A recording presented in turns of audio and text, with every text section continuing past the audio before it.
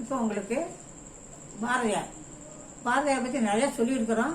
இப்போ உங்களுக்கு சில விஷயம் சொல்கிறேன். பாரதியார் பற்றி நமக்கு என்ன தெரியும்? ஒரு சிறந்த கவிஞர், ரொம்ப நல்லா பாடுவார், தேசபக்தி உள்ளவர், விடுதலைக்காக நிறையா பாட்டெலாம் எழுதியிருக்காருன்னு நமக்கு தெரியும். ஆனால் உண்மையிலே அவர் ரொம்ப இறக்க குணம் உள்ளவர். அதாவது மக்கள் மேல் கருணை மிக்கவர். யாராவது கஷ்டப்படுற பார்த்தோன்னே அவங்களுக்கு செஞ்சிடணும் அப்படிங்கிற எண்ணம் அவர் செயல் இப்படி செஞ்சுருக்கிறாரு. ஒரு நாள் அவர் தெருவில் சாலையில் போகும்போது, ரோட்டாரம் போகும்போது, ஒரு மணி 11 மணிக்கு ஒரு வயசான பாட்டு ஒரு கூடை நிறையா கீரை வச்சு விற்றுக்கிட்டு இருக்கிறார். கீரை அந்த வெயில் நேரத்தில் கீரை வாடி போன மாதிரியே அந்த பாட்டுடைய முகம் வாடி போயிருக்கு. உடனே அவர் பார்த்தாரு. அந்த ஒரு கூடை கட்டு கீரையும் வாங்கி வீட்டுக்கு கொண்டு வந்தார். கொண்டு வந்து நம்ம நினைக்கலாம், அவர் கொண்டாடு ஏன் இவ்வளோ கீரை வாங்கிட்டு வந்தீங்கன்னா இங்கே பேசாமல் சொல்லிட்டு என்ன பண்ணுறாரு, அந்த அவங்க தெருவில் இருக்க அத்தனை வீட்டுக்கு 2 கீரை கட்டாக கொடுத்து அந்த கீரை கட்டை காய் வேணும் பாட்டிக்கு பணம் கொடுத்துட்டு அந்த கீரை கட்டை காய் கூட கொடுக்குறாரு. அப்படி ஒரு அதாவது மனசில் பாவம் நினச்சோன்னே செய்கிறாரு. அதே மாதிரி ஒரு நாள் ரோட்டில் போகும்போது ஒரு காலையில் செருப்பு இல்லாமல் ஒரு பாறை வண்டியில் அப்போல்லாம் இப்போல்லாம் வேன் வச்சுறாங்க, ஆட்டோ வைக்கிறாங்களா, அப்படியே கிடையாது. அப்போல்லாம் வண்டியில் வச்சு மனுஷனே தான் எடுத்துகிட்டு போவார். அந்த வெயில் நேரத்தில் கால் செருப்பு இல்லாமல் மொத்தம் பாறை வண்டி எடுத்துகிட்டு போவான். உடனே தான் காலில் அந்த செருப்பை கட்டி அதை போட்டு போக சொல்லுவார். தான் செருப்பு இல்லாமல் எடுத்து நடந்துடுவார்.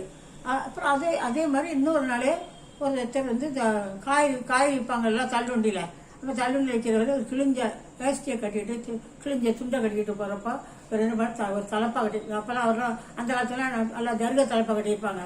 இது கட்டிட்டு போகிறவர் என்ன பண்ணார், அவர் கிழிஞ்ச வச்சு அப்படியே மடிச்சு தெரியாமல் கட்டி பார்த்துட்டு அவர் கூப்பிட்டு இந்த வேஷ்டியை கட்டிக்க அப்படின்னு உடனே அவுத்து வேஷ்டி வேஷ்டி தலைப்பா கழிச்சு கொடுத்து கட்ட சொல்லி அனுப்புவார். இப்படி ஒவ்வொரு சந்தர்ப்பத்திலும் சின்ன சின்ன சித்திரம் கூட மட்டும் இல்லை. அதே சமயம் ஒரு தடவை அவர் வெளியே போகும்போது நல்ல மழை, பனி வேற, குளிர் நேரம் வேற. ஒரு ரோட்டாலாம் ஒருத்தவங்க அப்படியே குளிரில் அப்படியே நடிக்கிட்டு படுத்திருப்பாரு. உடனே ஒரு கோட்டு போட்டு, எப்போ பாதி கோட்டு போட்டிருப்பாரு, மேலே சட்டைக்கு மேலே கோட்டு போட்டிருப்பாரு. இவர் அன்னைக்கு போட்ட அந்த கோட்டு 8ஆம் சமஸ்தானத்தில் அவருக்கு நிறைய பரிசாக கொடுத்த உயர்தரமான விலையிருந்த கோட்டு. அந்த கோட்டை தூக்கி அந்த படுத்திருந்த நோயாளிக்கு போத்தி விட்டுட்டு போயிடுவார். அப்படி ஆனால் இப்போ நமக்கு பார்த்தா அவர் அவ்வளோ செய்கிறாருல்ல, ஆனால் அவர் மனைவிக்கு எவ்வளோ கஷ்டமாக இருக்கு. ஆனால் அப்படிப்பட்ட பாரதி வீட்டில் ஒரு நாள் கூட என்ன கஷ்டமாக இருக்காங்க, பொண்டாட்டி பிள்ளை என்ன பண்ணாங்க, அது மனைவி என்ன படுத்துறா அப்படிங்கிறத அவர் யோசிக்க மாட்டாரு, கண்டுக்க மாட்டார். வீட்டில் ஏதாவது அசிந்தாலும் உடனே என்ன பண்ணாரு, அது அக்கா மகன் கொடுத்துருவாரு.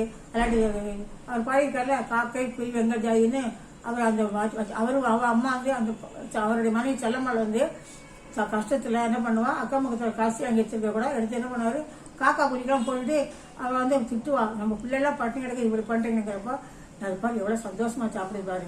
அதுவும் நம்ம பிள்ளைகள் தானே, அந்த காக்கா குழி நம்ம பிள்ளைகள் தான், பரவாயில்ல பாரு இருக்க வச்சு சமாளிச்சிரு அப்படின்னு சொல்றாரு. அப்படியே உண்மையில மற்றவங்க மேலே இறக்கம் காட்டின அவரு தான் குடும்பத்தை கவனிக்கலானாலும், ஆனால் இப்போ நினைக்கிறோம்ல ஏற்பாடுபட்ட பாரதி இப்படி குடும்பத்தை கவனிக்க மாட்டான்னு நினைக்கிறேன். அவர் அப்படி இருந்தால் தான் இன்னும் காலங்கள் தூரம் பேசப்படுறாருங்கிறத நம்ம புரிஞ்சுக்கணும்.